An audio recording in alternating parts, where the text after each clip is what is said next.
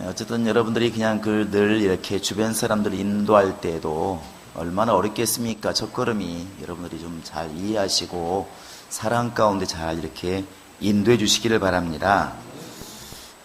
우리 같이 한번 사도행전 1장을 보겠습니다.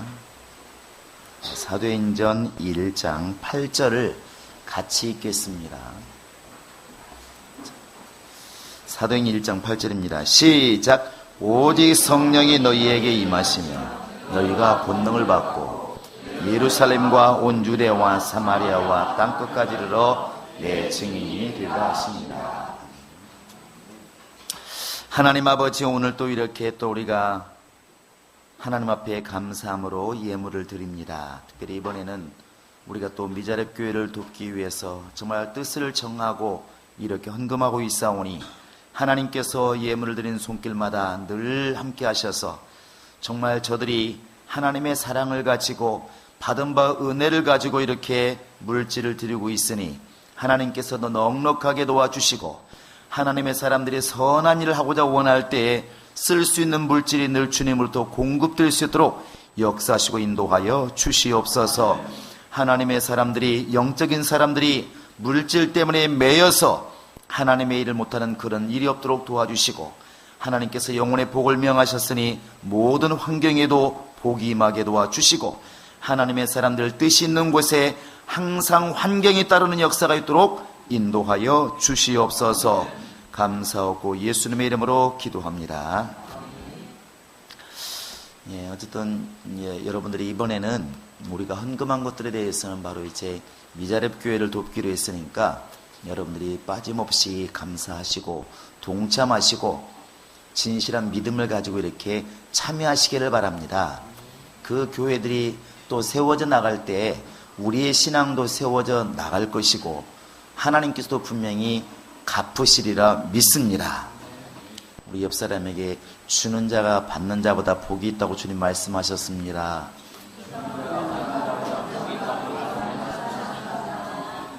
이렇게 하면 꼭 한 사람은 이렇게 말하죠. 그러니까 빨리 주어 이렇게 하는데, 어쨌든 예수 믿는 사람들이 왜 부지런해야 되는가? 예수 믿는 사람이 왜 열심히 돈을 벌어야 되는가? 도울 자를 돕고 그 다음에 정말 살릴 자를 살려야 되기 때문에 우리 믿는 사람들은 더 열심히 뛰시고 더 열심히 돈을 벌으셔야 됩니다. 그것이 주님의 뜻이니까 여러분 그렇게 되기를 주의 이름으로 축원합니다. 나는 먹고 살만하니까 이제는 먹고 놀 거야. 이 사람은 예수를 제대로 모르는 사람입니다. 오히려 그럴수록 이제부터는 나를 위해 살지 않고 내 이웃 사람들을 돌아보면서 한 명을 살리든 두 명을 살리든 내가 그들을 살리기 위해서 일을 해야 되겠다. 그렇게 맘먹으면 똑같은 고생이라도 아마 즐거운 고생이 될 수가 있을 것입니다. 그때야 비로소 봉사의 기쁨이 있지 않을까 생각을 합니다. 다시 우리 옆 사람에게 진짜 기쁨은 봉사의 기쁨입니다. 시작.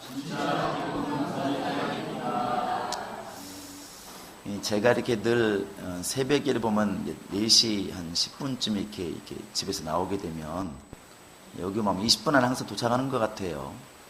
그래서 주일날은 이제 보통 8시 반 예배가 있으니까 여기 오면 제가 한 7시쯤 옵니다. 일부 오는데 영하 15도 내려갈 때는 여기 올라오는 게 추워요. 이게 와가지고 하는 일이 딱 정해져 있습니다. 히터부터 켜고 불을 켜겠죠. 불 켜고 히터 켜고 방 켜고 오만상 다 다니면서 히터를 켭니다. 근데 지난번에 이렇게 아침에 딱 나오는데 푸근한 거예요. 근데 푸근한데 이렇게 와가지고 저 에어컨을 뭐라고 하죠? 난방기를 켜야 되나 말아야 되나 이렇게 갈등이 오는데 순간적으로 이렇게 딱 서운함이 들더라고요. 야, 그때 왜 이런 게 있었냐면 그 영하 15도 막 내려갈 때 저 난방기를 켜면 되게 기분이 좋은 거예요. 따뜻해서 좋은 게 아니라 1시간 돌아가고 나면 우리 성도들 올 때 좀 이게 뜨끈뜨끈 하거든요. 딱 들어올 때 사람들이 추운 걸 모르는 것이죠. 내가 만약에 좀 게을러서 10분 전에 왔더라면 역시 같이 떨면서 아마 예배를 드렸을 텐데 이게 나만 하는 기쁨이 있는 것이죠. 근데 이제 겨울이 딱 간다고 생각하니까 이게 이제 끝났구나. 근데 그게 불현듯 딱 지나가는 거예요. 이게 참 굉장한 기쁨이었었는데 성도들이 교회를 딱 들어오는 순간 훈훈함을 느끼는 그것이 느껴지잖아요. 이렇게요. 이제 이제 겨울이 끝나니까 그 기쁨도 끝나겠다는 생각이 듭니다. 여러분도 교회 올 때 뭐 하나 기쁨을 가졌으면 좋을 것 같아요. 뭔 소린지 아시죠? 일하라는 얘기입니다. 여러분도 다른 사람을 위해서 뭔가 하나 기쁨을 좀 나만이 하는 기쁨을 가지면 참 좋을 것 같습니다. 할렐루야. 예, 우리 교인들은 정말 이렇게 내면이 강한 사람이 되면 참 좋을 것 같습니다. 입 사납고 얼굴 사나운 그런 사람보다도 영적으로 좀 강한 사람이 되면 참 좋을 것 같습니다. 성경에 보니까 주먹으로 이웃을 이겨라, 또 물질로 세상을 이겨라, 권세로 이겨라 이렇게 되어 있지 않고 선으로 악을 이겨라 이렇게 되어 있더라고요. 결국 예수 믿는 사람들이 이기는 방법은 사랑으로 이기는 방법밖에 없습니다. 원수가 두려울 때 먹을 걸 주고 목말라 할 때 물을 주고, 이게 바보 같지만 그 속에 승리가 있다는 것입니다. 그래서 교회 안에서는 또 믿음의 사람들은 외적으로 강한 게 아니고 바로 주님의 사랑이 넘치는 사람이 진짜 무서운 사람입니다. 우리 옆 사람에게, 정말 집사님에게 그런 사랑이 보입니다. 소망 가운데 말씀하시기 바랍니다.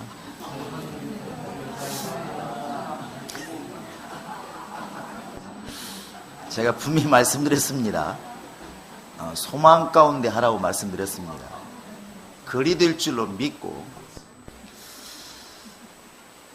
지금 우리가 이렇게 오늘 교회에 나오실 때에도 여러분들 아마 회사에서도 갈등 가운데 오신 분들이 있을 거예요. 교회를 간다 안 간다 이런 갈등이 아니고 그냥 주어진 일을 하자니 늦을 것이고 뭐 안 간다고 해서 문제도 없습니다.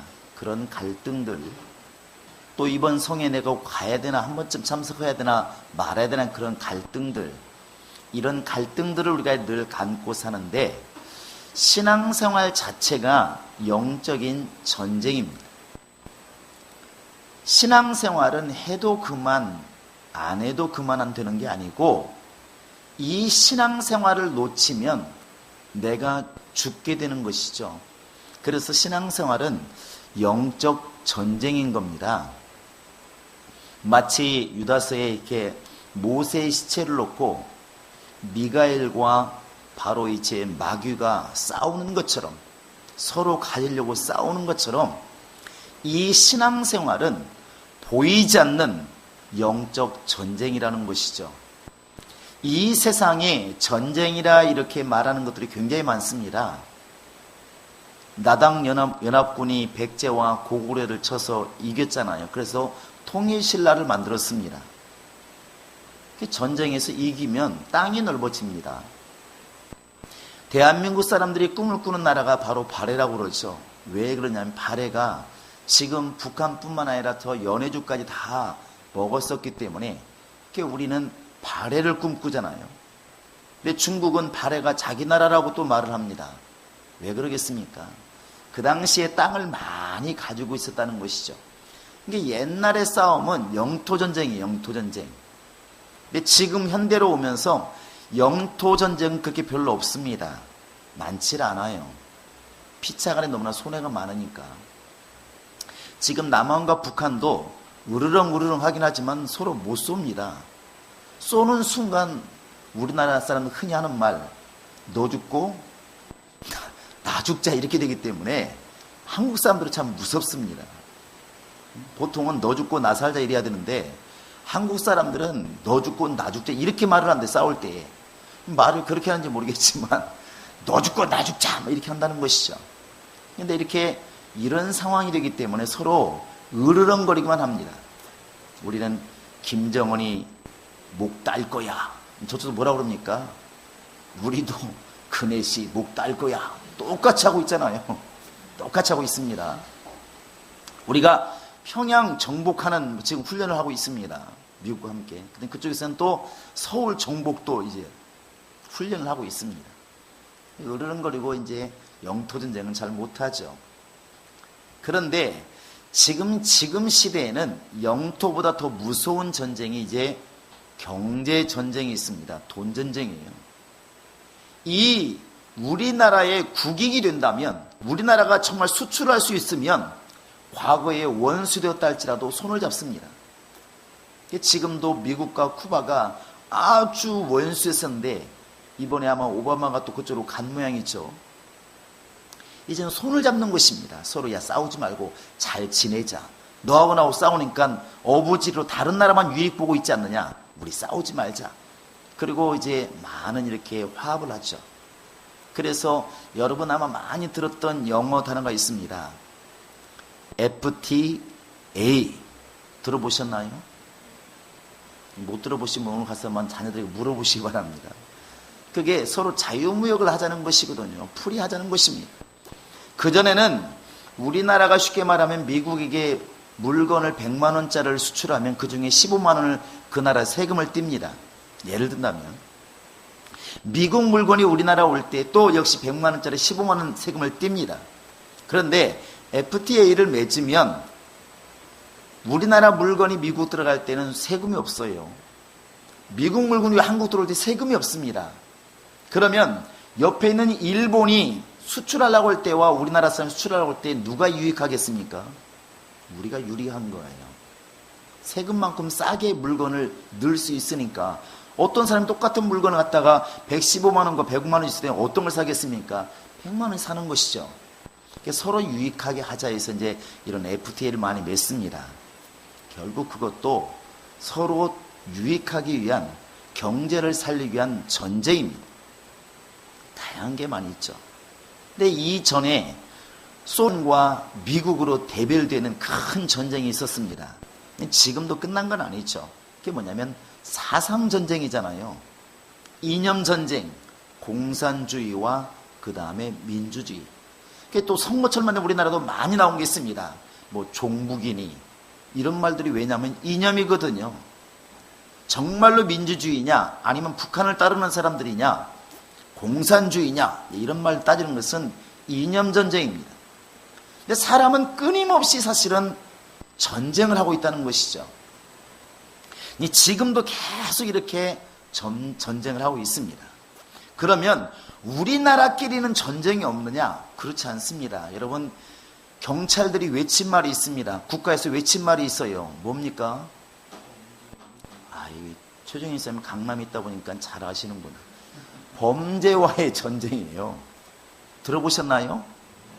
전쟁을 하고 있는 것 같아요. 지는 것 같아요. 이게 제가 뉴스를 보면서 막 속이 터지는 건 그런 겁니다. 안 볼 수가 없는 게 뉴스고 볼 수밖에 없는데, 뉴스를 보면은 뉴스의 그 내용이 너무나 속이 터지는 거예요. 왜냐하면 사건 사고를 말해서 감동이 안 옵니다. 절대로 안 옵니다. 그런데 맨 사고가 뭐냐면 누가 나라 돈을 훔쳐먹었대. 어떤 사람이 회사 돈을 훔쳐먹었대. 또 아들이 아버지를 죽였대. 아버지는 아버지를 아버지가 아니지. 아들은 아버지를 죽였대. 요즘에 또 계속 나오는 부천 이야기. 무서워, 이것들. 그 왜 학생들이 학교 안 나오니까 뭐 200명이 넘는다는데 지금 조사를 하고 있잖아요. 그 부모가 자식을 죽여서 안매장하는 사건들. 요새는 살벌하잖아요. 이런 사건들이 막 발생하니까 이런 것들이 방송에 나올 때만 사람들이 가슴이 팍팍팍 다쳐나가는 거예요. 다치는 거예요. 그리고 이웃을 믿지 못하는 것이죠. 저놈이 그런 놈인지 저 사람이 그런 년인지 사람들 자꾸만 마음을 닫는 거죠. 이런 생각이 들어가는 거예요.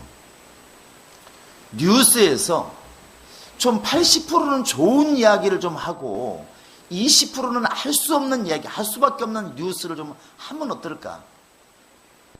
이게 제가 이렇게 뉴스를 들어보니까 아무것도 아닌 것 같은데 큰 감동이 오는 게 있습니다. 사람을 감동을 주는 게 어떤 이야기냐면 그런 거잖아요. 어떤 이렇게 정말 이렇게 쓰레기는 아니고 뭐라고 그러죠? 재활용을 뭐라고 합니까? 이렇게 고물을 주워가지고 평생 동안 돈을 모은 어떤 할머니가 대학교에 6억을 다 전 재산을 기증했습니다. 자기는 지금도 월세방 근근히 살면서, 이런 소식이 들리면 사람들이 나보다 낫다. 사람이 마음이 막 열리고 훈훈해지잖아요. 좋은 얘기 참 많잖아요. 이렇게 보면 그런 얘기가 좀 많이 나오면 국민들의 마음이 확 이렇게 열릴 것 같아요. 뉴스만 들으면 다 누가 누구를 죽였네, 사기쳤네. 그러니까 세상 사람이 다 못 믿을 사람처럼 이렇게 보인다는 것이죠. 근데 국가에서는 그걸 잡겠다고 이제 범죄와의 전쟁을 이렇게 하고 있습니다. 근데 전쟁을 하다 보니까 더 싸나워져서 점점 더 전쟁이 커지는 것 같아요. 마치 그 바람과 태양이 옷 벗기기 시험했을 때 그 바람이 세게 불면 세게 불수록 옷이 벗겨질 것처럼 보이지만 나그네는 점점 더 옷을 갖다가 이렇게 여민다고 그러지 않습니까? 그것처럼 사람이 강하게 억압하면 될 것처럼 보이지만 더 강한 적이 이렇게 나타나더라는 것입니다. 어찌되었든 이 세상은 그렇게 자꾸만 전쟁이라는 것으로 평생을 보내는 것입니다. 사회가 그렇고 국가가 그렇고 모두가 다 마찬가지죠. 가정에 들어가도 이미 전쟁이 있잖아요. 부부 간의 전쟁, 부모와 자식 간의 전쟁, 전쟁이 있습니다. 그런데 신앙생활은 영적 전쟁입니다. 자, 신앙생활은 영적 전쟁이다. 시작. 신앙생활은 영적 전쟁이다. 신앙생활은 영적 전쟁이다. 우리 몸이 누구한테 붙들려 쓰임 받느냐에 따라서 이 전쟁이 어느 편에 속해 있는가가 차이가 납니다.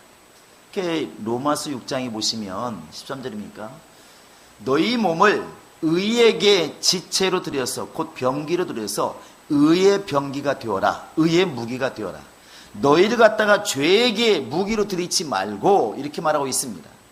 그러니까 우리 몸은 양쪽으로 쓰일 수 있는 것 같아요. 죄가 쓸 수 있는 것도 내 몸이고 의가 쓸 수 있는 것도 내 몸이라는 것입니다.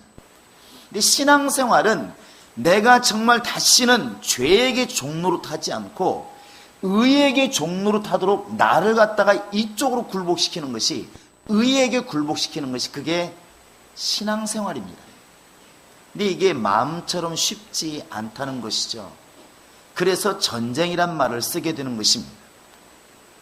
사람의 몸은 내가 영적으로 충만했을 때 그 영혼에게 순종하기도 하고, 내 영혼이 속아서 원수에게 쏘았을 때는 원수에게 쓰임받는 것이 육체라는 것입니다. 마치 저 부엌에 있는 칼이 정말 훌륭한 요리사 손에 들렸을 때는 훌륭한 요리라는 도구가 되지만 그것이 어린아이 손에 가면은 그것이 다치는 흉기가 되는 것처럼 그 칼 자체에 문제가 있는 것이 아니라 칼을 붙잡고 있는 사람의 손이 이제 문제라는 것이죠. 그러니까 우리 육체도 마찬가지라는 것입니다. 그래서 성경은 여러분과 지금 나에게 당부하는 게 뭐냐면 이 육체를 의에게 드리라는 것입니다. 다시는 죄가 쓰지 못하도록 의에게 이렇게 드리라는 것이죠. 여러분은 지금 어디에 속해 있다고 생각하십니까? 세상에 70억을 딱 나누면 남자와 여자로 나눌 수 있는 것은 육체를 보고 나누는 것이고, 영적으로 나눈다면 하나님의 자녀와 마귀의 자녀 이렇게 나눌 수가 있습니다. 우리 한번 요한일서 3장 10절을 한번 이렇게 보시기 바랍니다. 자, 요한일서 3장 10절입니다. 시작. 이러므로 하나님의 자녀들과 마귀의 자녀들이 드러나니 무릇 의를 행하지 아니하는 자나 또는 그 형제를 사랑하지 않은 자는 하나님께 속하지 아니하니. 여기 지금 소유라는 얘기가 나오는데 하나님께 속한 자냐 마귀에게 속한 자냐 이걸 지금 묻고 있습니다. 당연히 우리는 지금 하나님께 속한 자라 이렇게 알고 있죠. 하나님도 그걸 원하시는 것이고 내 속에 임하신 성령이 이것을 증거하고 있습니다. 그러면 예수 밖에 있는 사람들은 지금 어디에 속해 있나요? 하나님 안에 속한 자가 아니라면 이건 당연히 마귀에게 속한 자입니다. 근데 이 마귀에게 속했다는 말을 다른 말로 말하면 죄에게 속한 자, 또 사망에 속한 자, 이렇게 우리가 말할 수 있어요. 근데 정작 그 안에 있는 사람들은 자기가 지금 어디에 속해 있는지를 모르고 있다는 것이 문제인 겁니다. 마치 운동의 날 이렇게 봐가지고 허겁지겁 지각한 아이가 뛰어와가지고 그러잖아요. 나는 천군이야 백군이야 물어볼 때 많이 있지 않습니까? 이렇게 자기가 지금 어느 편인지를 모르는 거죠. 그것처럼 내가 지금 성령으로 충만해서 하나님 편에 있는 것을 알지 못하면 그 사람 지금 마귀 편에 있는 것입니다. 그래서 성경은 여러분과 지금 나에게 너희가 너희 안에 예수 그리스도가 있는가 스스로 확증해라. 이것을 알지 못하면 버려온 자다. 하나님이 버렸다는 것은 곧 마귀 편에 있다는 것입니다. 아담이 죄를 지음으로 하나님 곁을 떠났다고 하는 것은 그것은 곧 마귀 아래 이미 들어가 있다는 것이죠. 세상에는 딱 두 부류밖에 없습니다. 하나님의 사람과 마귀의 사람, 생명 있는 사람과 사망 있는 사람, 의에 속한 사람과 죄에 속한 사람, 딱 두 부류밖에 없다는 것이죠. 우리 옆 사람 한번 눈을 보시기 바랍니다. 도대체 어떤 사람인지, 사악한 기운이 보이는지, 의의 기운이 보이는지. 참 신기한 게, 저를 볼 때는 오늘 저 목사님 무슨 말하는 거 보자 이렇게 무서운 눈이 금방 한번 시켰더니 웃으면서 대화를 하셔요. 야, 굉장히 눈이 부드러워지는 걸 봤습니다. 근데 우리는 예수 믿는 사람은 특히나 이 소속감을 늘 분명히 하셔야 됩니다. 성경이 그걸 지금 우리에게 요구하고 있다는 것이죠. 너희가 예수 안에 속해 있는가 그렇지 않는가, 예수가 네 안에 있는가 그렇지 않는가 스스로 확정해라. 스스로. 누가 야 집사님 믿음이 좋습니다 이게 아니라 내 스스로가 나는 예수의 사람이고 예수 안에 있는 사람이고 성령이 나를 보증하시고 스스로 증거를 가지고 있으라는 것입니다. 여러분이 이 증거를 가지고 계시나요? 대답이 안 나옵니다. 심각합니다. 이 증거를 가지고 계시나요? 저한테 대답하지 마시고 옆 사람한테 분명히 보이시기 바랍니다. 나 예수의 사람입니다. 시작. 나 예수의 사람입니다. 다시 한번 물어보세요. 진짜로? 예수님처럼 3번을 물어보세요. 한번. 당황스러워요. 이것이 죽고 사는 문제이기 때문에 그런 것입니다. 여러분들 많이 들어봤겠지만, 자, 요한복음 한번 13장을 보시기 바랍니다. 요한복음 13장. 자, 우리 한번 1절 한번 읽어보시겠습니다.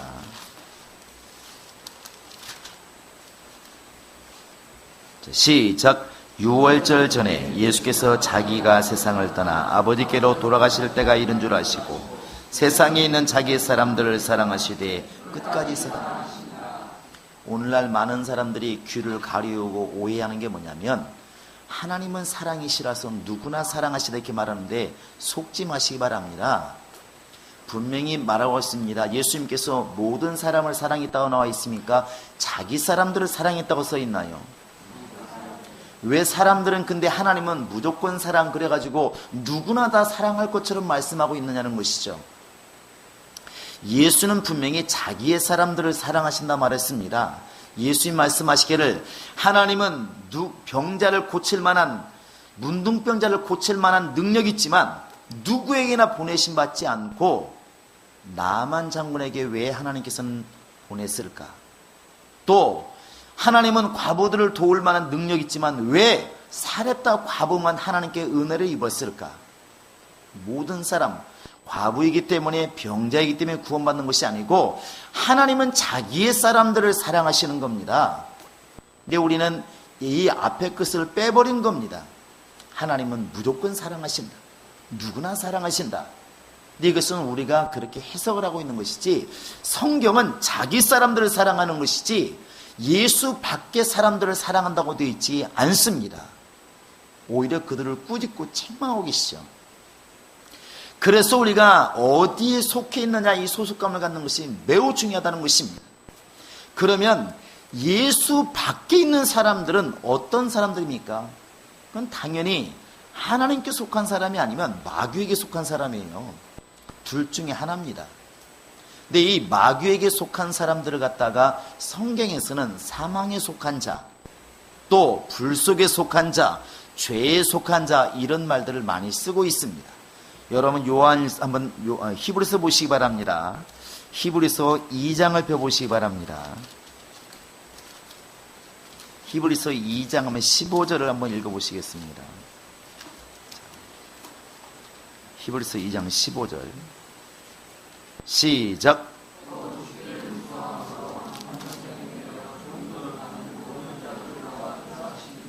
자, 거기에 보시면 예수님이 우리를 놓아주시는데 어디 뭐하는 사람들 놓아준다고 했습니까? 종로로 탄다고 그래요. 누구한테 종로로 탄다는 것입니까? 마귀에게 종로로 탄다 이거예요. 하나님을 제대로 모르고 하나님 안에 있지 않으면, 성령 안에 있지 않으면 자기도 모르는 사이에 마귀에게 종로로 탄다는 것이죠. 근데 참 영적으로 답답한 게 뭐냐면 마귀가 눈을 가려놓고 귀를 가려놔서 정작 종로로 타고 있는 사람은 종로로 타고 있는지를 모르고 있는 것이 이게 영적으로 괴로운 일입니다. 그래서 에베소 2장을 보시면, 자, 한번 우리 에베소서 2장을 보시기 바랍니다. 자, 에베소서 2장 2절 한번 읽어보시겠습니다. 시작. 그때 너희는 그 가운데서 행하여 이 세상 풍조를 따르고 공중의 권세 잡은 자를 따랐으니 곧 지금 불순종의 아들들 가운데서 역사하는 얘기. 세상 풍조, 세상의 문화, 세상의 정치, 세상의 미풍양속이라 말하는 이 모든 것들을 누가 지금 지배하고 있느냐? 공중권세 잡은 자가 지배하고 있습니다. 이 공중권세 잡은 자가 다른 말로 말하면 마귀요 사단이잖아요. 근데 세상 사람들은 정작 그 모든 것들을 이끌어가는 마귀는 보지 못하고 자기가 지금 이 일을 행하는 것이 성황당에서 빌고 죽은 자에게 빌고 하는 이 모든 것들이 마귀에게 하는 것을 알지 못하고 행하고 있다는 것이죠. 그게 종로를 타고 있다는 것입니다. 그래서 차를 새 거 사더라도 뭐부터 한다고요? 북어대가리나 돼지머리 갖다 놓고 고사부터 지내잖아요. 근데 그런 사람에게 예수 믿으세요 그러면 나는 무신론자도 하고 말을 해요. 나는 신 안 믿는다고. 아이, 죽으면 끝났지, 신이 어디 있어. 근데 고사는 누구한테 드리나요? 차한테 드리나요? 헷갈리지 않습니까? 왜 고사를 드리는지, 고사를 드리는 대상은 누군지. 또 등산하시는 분들이 산악회에서 보면은 항상 이렇게 봄철 되면 시산제를 드립니다. 시산제. 그 산신령한테 시작한다고, 산행을 시작한다고 고하는 제사가 시산제입니다. 올 1년 동안 우리 산악회 사고 없이 산신령이시여 잘 도와주세요. 그게 바로 이제 시산제인데, 그들이 지금 드리고 있는 산신령은 누굽니까? 산신령은 누구냐고. 이런 지금 공중권세 잡은 자에게 속한 세상 영들에게 자신들이 복종하고 있으면서 절을 하고 있으면서도 지금 내가 누구한테 절을 하고 있는지를 모르고 있다는 것입니다. 이게 무지한 것이고 영적으로 죽어가는 것입니다. 그래서 바로 예수님이 이런 종로로 타는 사람들을 놓아주려고 이 땅에 오셨다, 이렇게 되어 있습니다. 자, 우리 한번 다 한 문제 더 보겠습니다. 우리 유다서를 보시기 바랍니다. 자, 유다서 요한일서 뒤에 있습니다. 유다서 23절 한번 읽어보시겠습니다. 시작. 또 어떤 자를 불에서 끌어내어 구원하라. 또 어떤 자를 그 육체로 더럽힌 옷까지도 미워하되 두려움으로 긍휼히 여기라. 여기에 보시면 어떤 자, 곧 불신자, 예수 믿지 않는 사람, 의심하는 사람도 불에서 끌어내어 구원하라. 때로는 육신적인 죄를 졌어도 끄집어내라. 근데 어디서 끄집어내느냐? 아까는 종로로 하는 곳이라고 그랬는데 지금은 불속이란 말을 쓰고 있습니다. 그러니까 마귀에게 속한 자, 종로로 타는 자, 사망 가운데 있는 자, 불 속에 있는 자, 이건 같은 말이라는 것이죠. 지금 예수를 믿지 않고 마귀에게 속한 사람, 불신자들은 하나님께서 보실 때는 사망 가운데 거하는 자요, 불 속에 있는 자라는 것입니다. 불 속에 거한다고 한다는 것이죠. 이미 죽고 있다는 것입니다. 죽었다는 것입니다. 결국 주님께서 내 증인이 되리라 이렇게 말씀하시는 것은 그 불 속에서 영혼들을 끄집어내라는 것입니다. 그 불 속에 죽어가는 사람들을 소방대원들이 막 죽을 힘을 다해서 끄집어내는 것처럼 우리는 이 영적 전쟁에서 영혼을 구령하는 것이 그게 우리의 영적 전쟁이라는 것입니다. 할렐루야. 지경을 넓혀나가는 것입니다. 예수님이 이 땅에 오셨을 때 회개하라 천국이 가까이 왔느니라 이렇게 말씀하시고, 예수님이 이렇게 제자들을 보내서 전도할 때마다 사단이 하늘로부터 내가 떨어지는 것을 내가 보았노라. 한 영혼이 돌아올 때마다 하늘에서는 잔치가 열린다 이런 말을 하고 있는데, 그 무슨 얘기입니까? 한 영혼이 주님께 돌아왔다는 얘기는 불 속에서 한 명이 살아났다는 것이고, 망할 사람이 살아났다는 것이고, 사망 가운데 있는 사람이 살아났다는 것입니다. 우리가 많은 재난 현장을 보게 되는데, 삼풍백화점이라든지 뭐 이렇게 그런 일이 있을 때 한 열흘 20일 지났을 때 그때는 거의 다 사망했다고 보는데, 그때 왜 한 명이라도 살아나왔을 때 얼마나 막 기뻐합니까? 죽은 사람은 수백 명인데 그 한 명이 살아났을 때 온 나라가 막 기뻐하잖아요. 그게 구원의 기쁨입니다. 주님은 그 기쁨이 우리 안에 있기를 원하시는 겁니다. 할렐루야. 그것이 바로 우리가 지금 감당해야 될 부분인 것이고, 주님이 지금 그걸 원하신다는 것이죠. 이 지경이 이렇게 넓어지기를 원하고 있다는 것입니다. 결국 눈에 보이는 것은 영토 전쟁이지만, 땅을 많이 뺏기 위한 전쟁이지만, 영적으로 보면 하나님의 나라가 사람의 영혼을 통해서 점점 더 확장되어져 가는 것이, 그게 영적인 승리라는 것이죠. 그래서 한 영혼이 뭐라고, 세상이 70억 명이 있는데 한 명 예수 믿게 됐다고 왜 하늘에서 잔치가 열리겠습니까? 그만큼 하나님께서는 하나님의 땅이 넓어진 것에 대해서 기쁨이 충만하다는 것입니다. 충만하다는 것이죠. 그러니까 돈에 관심 있는 사람은 통장이 늘어갈 때마다 기쁨이 있다면서요. 여러분 그런 기쁨 가져보셨나요? 연예인들이 가끔 나오더만요. 저축왕 이런 걸 보면 막 통장이 막 몇십 개씩 되더만요. 근데 그 사람들이 그 힘든 일을 어떻게 다 이겨냈습니까? 그러면 나는요 아무리 힘들어도 집에 가서 통장 늘어나는 거 보면 너무 기쁘고 피곤이 싹 풀린다고 그러더라고. 통장 들어가는 그 기쁨. 또 어떤 분들은 이제 다른 기쁨이 또 있잖아요. 여러 가지 있습니다. 그러니까 요즘은 수집광도 되게 많은 것 같아요. 이렇게 수집하시는 분들이 많더라고. 여러분도 아마 지금 나이 드신 분들은 우표 수집 한 번씩 안 해보신 분 거의 없을 것 같아요. 지금 어디 있나요? 집에 있으면 잘 가지고 오셔서 헌신하시기 바랍니다.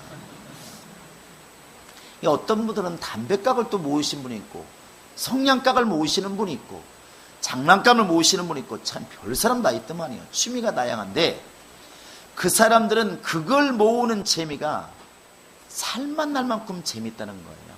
하나하나 이렇게 들어갈 때마다. 그런데 하나님은 한 영혼 한 영혼 들어갈 때마다 하늘에서는 잔치를 열 만큼 기쁨이 있다는 것입니다.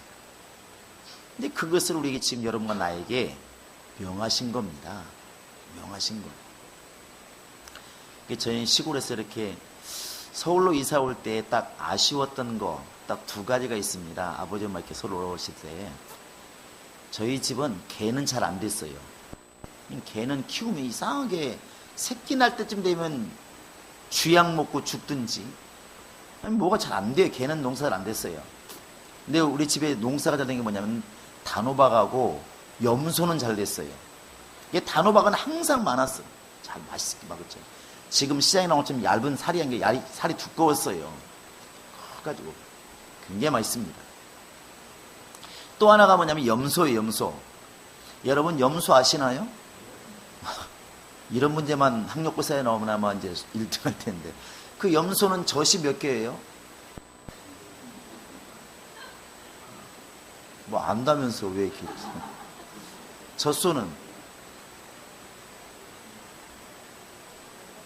이게 도대체 6개. 젖소는 이 젖꼭지가 4개잖아요. 그러나요?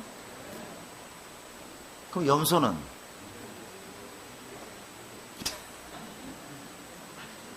염소는 2개잖아요. 그래요? 원래 염소는 새끼를 한두 마리 낳습니다. 근데 저희 집은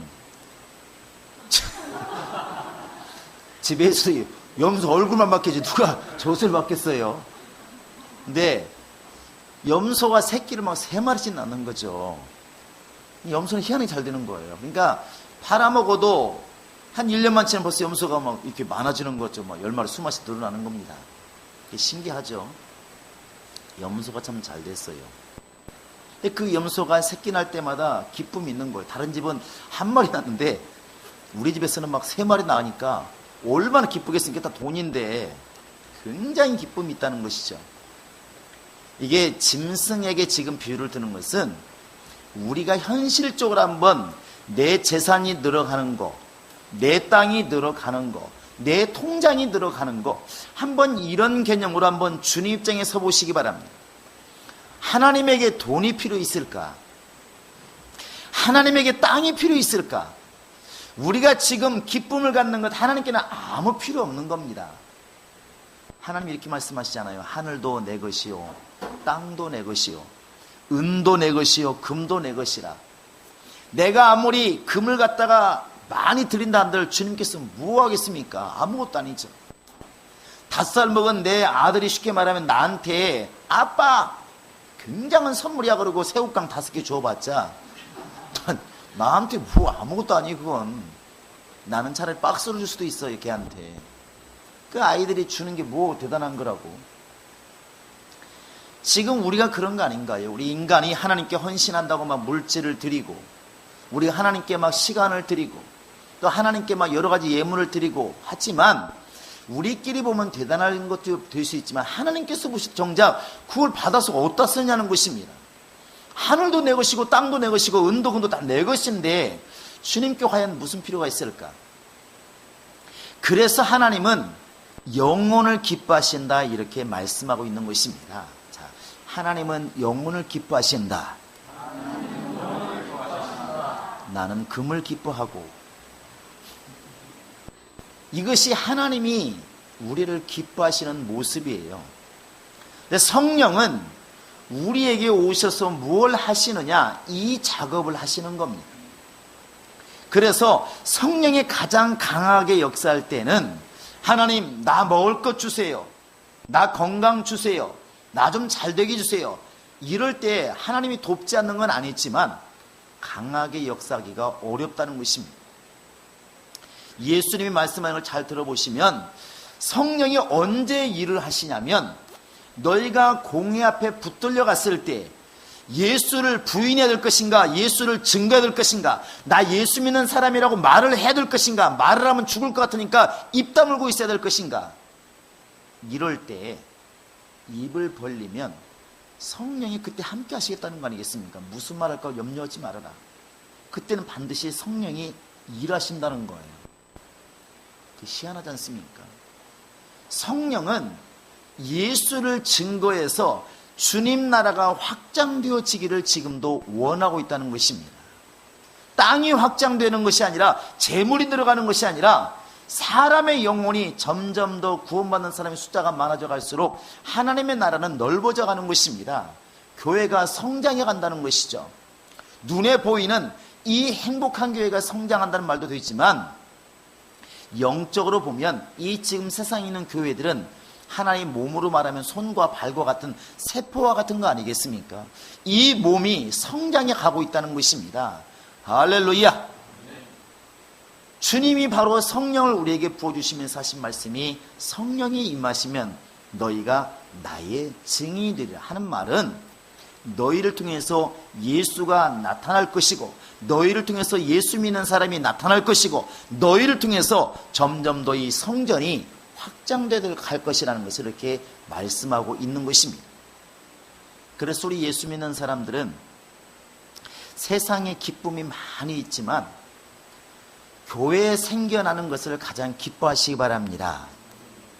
할렐루야. 그러니까 세상에 다방이 많이 다방 별로 없지만은 그런 다방이 많이 생겨나가고 세상에 유흥가가 많이 생겨나는 것, 우리는 괴로운 일 아니겠습니까? 제가 이것을 그때 처음 이게 적나라하게 봤던 게 이제 그런 생각이 들었어요. 그때 뉴스에 보니까 뭐 일산인가 뭐 3층인가 5층인가 이렇게 술집을, 나이트클럽을 전체를 아예 건물을 지어가지고 뭐 이렇게 만들었다고 막 뉴스에 나오더라고. 어마어마하게 크다고. 그런 게 왜 나오는지 모르겠지만 종업원도 뭐 몇백 명이 간다 이러더라고요. 속이 상하는 게 뭐냐면, 야, 교회가 정말 성장하면 그런 것들이 사실 이렇게 안 돼야 되잖아요. 이게 뭐 감리교 창시자 요한일서가 한참 충만할 때, 그 교회가 한참 충만할 때는 근 주변에 30리 가까이 술집이 없었다고 그러지 않습니까? 근데 그게 원래 맞는 것 같은데, 믿음의 사람들이 어찌 보면 성령으로 충만하지 못하니까 주변에 교회보다도 세상 것들이 더 훨씬 더 성장하고 이렇게 왕성하게 일어나고 있지 않나 하는 것이죠. 이게 너무 속상하다는 것입니다. 그래서 우리는 이런 부분을 막 기도하고 응원해야 될 것 같습니다. 정말 교회가 생겨나는 것이 나의 기쁨이 되고 예수 믿는 사람이 나오는 것이 나의 기쁨이 되고 정말 점점 더 세상의 모든 사람이 예수 앞에 돌아오는 소식만 들어도 너무 기쁠 만큼 그것이 아버지의 기쁨 아니겠냐 하는 것입니다. 여러분과 지금 나에게 이런 기쁨이 충만했으면 좋겠습니다. 세상이 너무 이기적이다 보니까 이런 것에는 별로 관심이 없습니다. 한 사람이 예수 믿었다고 그냥 그런가 보다 같지. 그런데 여러분과 지금 나만큼은 적어도 우리가 성령의 사람이라면 하나님의 나라에서는 잔치를 열 만큼 기뻐한다고 말씀하시고 있는데 나는 아무런 기쁨이 없다면 이거 심각한 거 아니겠습니까? 굳이 체험이라는 것을 책임이라는 것을 말하지 않아도 주님의 기쁨이 우리 안에 있어야 맞다는 것입니다. 자, 내 영혼아 영혼을 구령하자. 시작. 내 영혼아 영혼을 구령하자. 내 영혼아 영혼을 구령하자. 이제 오늘이 바로 이제 사람들은 말합니다. 절기상으로 이제 성금요일이라고. 예수님이 오늘 돌아가시고 내일 모레 부활하시게 되는데 예수님이 왜 죽으셨는가? 예수님이 부활하셨는가? 결국 우리 인류를 구원하시기 위한 주님의 희생이잖아요. 우리 인간이 아니었으면 그분이 죽을 일이 과연 뭐 있겠습니까? 근데 우리 때문에 피 흘려 죽으심으로 그 피값으로 여러분과 지금 나를 구원하신 겁니다. 이 구원을 억울하다 말씀하지 아니하시고 그냥 당당히 순종해 가는 것이고 예수를 죽지 말라고 말리는 제자에게 오히려 책망하시고 이 길을 그냥 걸어가신 겁니다. 그리고 성령이 임하신 다음부터 베드로도 사도행전을 보시면 이 일에 우리가 증인이다. 이 일에 우리 증인이다. 너희는 예수를 죽였지만 하나님이 그를 살리셨고 이 일에 우리는 증인이다. 왜 증인이 되었는가? 성령이 역사하심으로 예수의 증인이 된 것입니다. 달리 말하면 예수를 말할 수 있는, 예수를 전할 수 있는, 예수를 가르칠 수 있는 그런 사람이 되어 있다는 것입니다. 우리 하나님이 성령을 주실 때 이러한 사람이 되기를 지금도 우리에게 원하시는 거 아니겠습니까? 여러분 정말 여러분의 말에서, 여러분의 행동에서, 우리의 삶 속에서 예수가 드러나야 그게 맞다고 생각을 합니다. 자, 내 말 속에 예수가 보이게 하자. 시작. 내 말 속에 예수가 보이게 하자. 내 말 속에 예수가 보이게 하자. 자, 내 삶 속에 예수가 보이게 하자. 시작. 내 삶 속에 예수가 보이게 하자. 내 삶 속에 예수가 보이게 하자. 이런 게 있더라고요. 사람이 자꾸 이렇게 성경을 보고 기도를 많이 하면 언어가 확실히 믿음의 언어가 나와요. 그런데 점점 생활이 바쁘든 아니면 뭐 믿음이 충만하지 않든 점점 멀어지면 믿음의 언어가 입에서 사라집니다. 좀 두려운 일이거든요.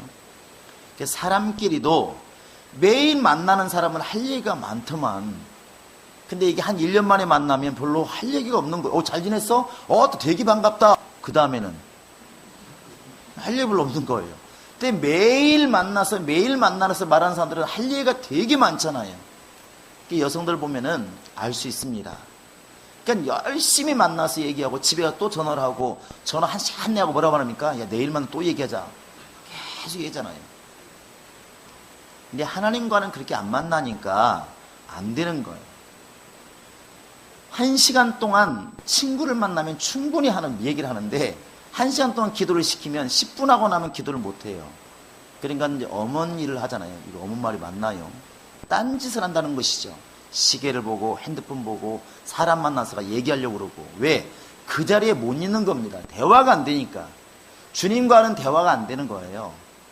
요즘에 뭐 정말 세대가 안 맞아서 아이들과 어른들이 대화가 안 되는 것처럼 그런 것 같아요. 기도도 매일 하는 사람들은 기도가 잘하는데, 모처럼 나와서 기도하려고 하면 기도가 안 나와요. 그러니까 5분 하고 나면 안 되는 겁니다.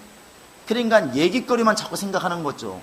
저 사람 만나서 얘기를 해야 되는데. 그러니까 자꾸 사람 만나게 되고, 기도 시간에 사람 만나고 얘기하는 건 분명히 기도가 안 되고 있는 거거든요.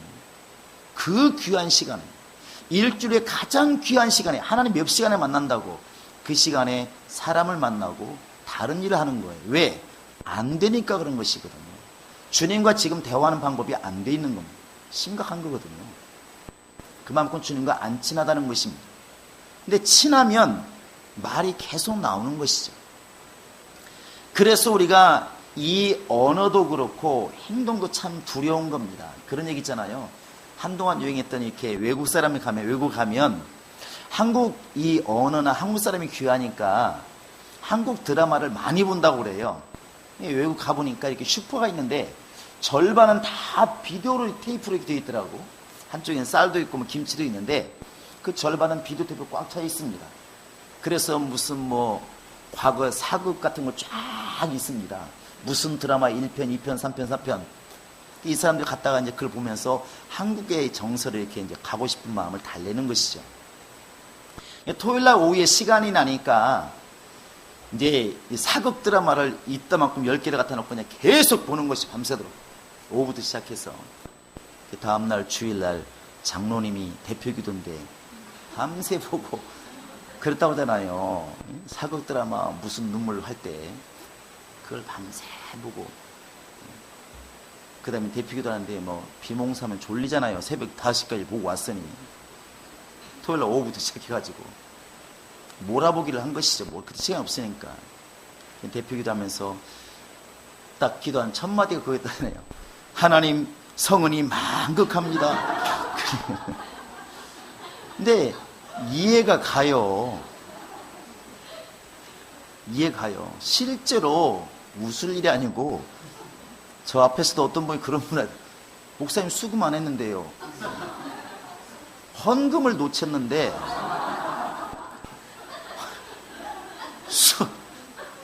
목사님 수금 안 했는데요. 이게 그냥 턱 튀나온 거예요. 피차간에 민망한 거지.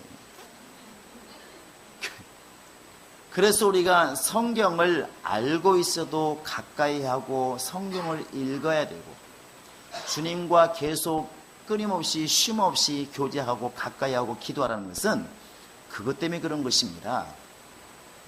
우리의 언어가 나도 모르는 사이에 세상 언어가 자꾸만 들어오니까 주님의 언어는 멀어지고 있는 것입니다. 그만큼 예수가 증거되지 않고 있다는 것이죠. 성령은 이것을 지금 안타까워하고 계시는 겁니다.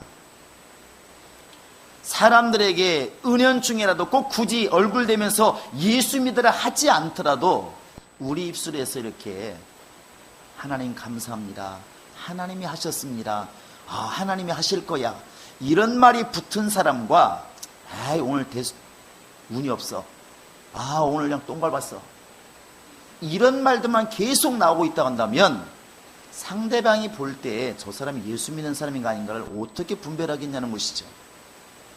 전혀 다르다는 것입니다. 근데 우리는 너무나 이것이 쉽게 이렇게 넘어가고 있다는 것이죠. 성령이 오시면 분명히 우리 속사람이 변하고 우리가 하나님의 사람 편이라는 것을 알게 됩니다. 당연히 하나님 편에 속해 있으면 하나님의 성품을 가지고 하나님 말씀을 하고 하나님 같은 생각을 하고 하나님의 얼굴이 나타나야 그게 맞는 것인데, 우리는 지금 나는 하나님 편이라고 말을 하는데 말은 지금 마귀의 말을 하고 있고 마귀 생각을 하고 있고 마귀처럼 살고 있다고 한다면 이게 지금 뭐가 혼란스럽지 않겠습니까? 이것을 정리정돈하는 것이 바로 성령이십니다. 성령께 어제 말씀드린 것처럼 완전히 매이면 이게 바뀌어진다는 것이죠. 사람은 사람을 절대 감시 못합니다. 아무리 경찰이 눈을 부릅뜨고 있어도 안 됩니다. 그래서 이런 말 있잖아요. 갑자기 생각했는데 무슨 10명의 경찰이 누구 하나 못 잡는다고? 도둑 하나 못 잡는다고 그러지 않습니까? 그렇게 해서 잡아지는 게 아닙니다. 우리가 속사람부터 강건해지는 방법은 속에서부터 나를 감동하시고 감시하시는 성령의 감시와 인도가 있을 때 그게 가능하다는 것이죠. 흉악범들을 아무리 감옥에 가두어도 순하게 잘 안 됩니다. 그런데 그 사람 속에 성경이 들어가고 하나님 말씀이 들어가면 희한하게도 사람이 확 이렇게 변한다는 것이죠. 주님의 사람이 된다는 것입니다. 누가 역사했을까? 성령이 역사하시는 겁니다. 할렐루야. 그래서 우리는 예수님께서 그런 성령을 모시기까지는 움직이지 말아라. 네 열심, 네 다짐, 네 생각이 틀린 것은 아니지만 사람의 생각, 사람의 결단 믿을 수가 없다. 그래서 성령을 받을 때까지는 움직이지 말고 성령을 받은 다음에 비로소 움직여라. 이렇게 지금 말씀하고 있는 것입니다. 그 성령을 따라 나아가는 게 뭐냐? 그게 바로 증거라는 것이죠.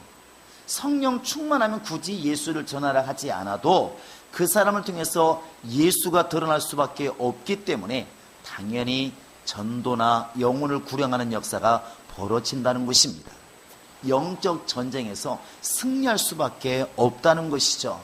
자, 내 영혼아 성령으로 충만하자. 시작. 내 영혼아 성령으로 충만하자. 내 영혼아 성령으로 충만하자.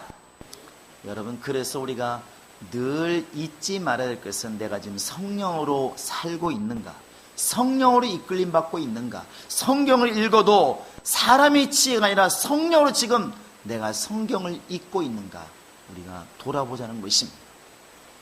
우리 행복한 교회가 만약에 성령의 사람이 없이 사람의 생각으로만 모인다고 그러면 아마 열심히 논란만 많을 것입니다. 왜? 각자 생각으로 막 보니까. 그러나 성령으로 충만한 사람이 모여지면 세상이 감당하지 못할 교회가 될 수가 있을 것입니다. 여러분, 그리 기도하시고 그리 움직이시기를 주의 이름으로 축원합니다. 주님은 우리를 통하여서 주님의 나라가 이렇게 넓어져 가기를 원하는 것입니다. 지금 사망 가운데 있는 사람이 생명으로, 죄 가운데 있는 사람이 의의 사람으로, 마귀 속에 있는 사람이 다시 끄집어 와서 주님의 사람이 되어지기를 원하고 있습니다. 누가 그 일을 감당하느냐? 성령의 사람이 이 일을 감당하는 것입니다. 여러분, 정말 성령으로 충만하기를 기도하시고 성령으로 충만하셔서 주님이 원하시는 정말 그들의 영혼 속에 생명이 전해지고 능력이 전해져서 하나님의 나라가 이렇게 점점 더 여러분 때문에 넓어져 가는, 예수 믿는 사람이 많아져 가는 그런 일에 쓰임받는 성도가 될 수 있기를 주의 이름으로 축원합니다. 주목 주시고 내 영혼아 성령으로 일하자. 시작. 내 영혼아 성령으로 일하자. 내 영혼아 성령으로 일하자. 내 영혼아 성령으로 일하자. 여러분, 성령으로 기도하시고 성령으로 말씀을 깨달으시고 성령으로 영혼들을 불쌍히 여기는 마음이 있기를 주의 이름으로 축원합니다. 이 시간 우리 다 같이 기도하시겠습니다. 기도할 때 하나님, 내 귀에 주의 음성만 들려지게 하시옵소서. 성령이 역사심으로 내 눈에 성경의 말씀만 보여지게 도와주시고 성령이 역사심으로 죽어가고 있는 영혼들, 불 속에 있는 영혼들, 죄 속에 있는 영혼들 구령하는 마음이, 구령하는 능력이 내 영혼에 있게 하소서. 이 시간 예수 세무를 믿고 간절히 기도하시겠습니다.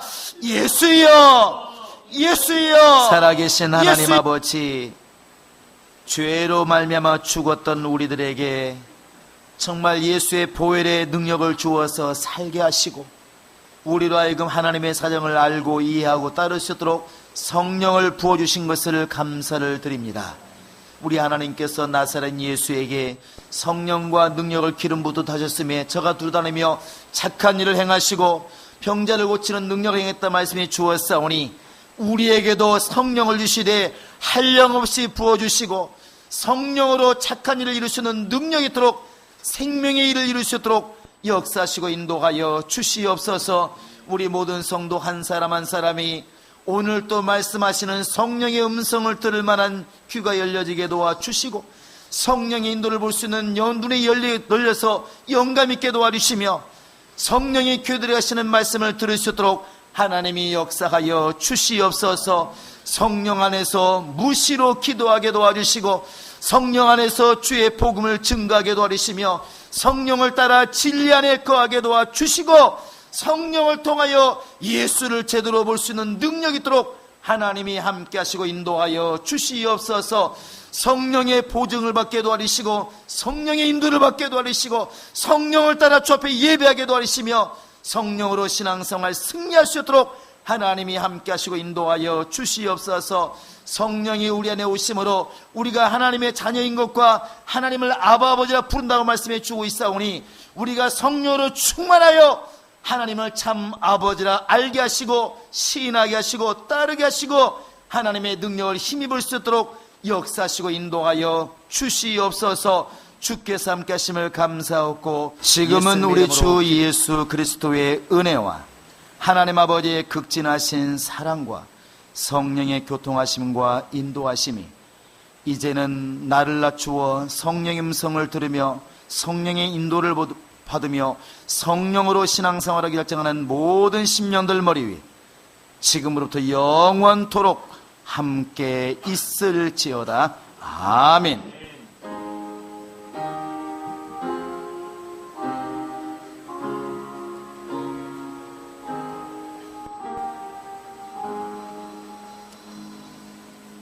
우리 하나님께 모든 영광 돌리겠습니다.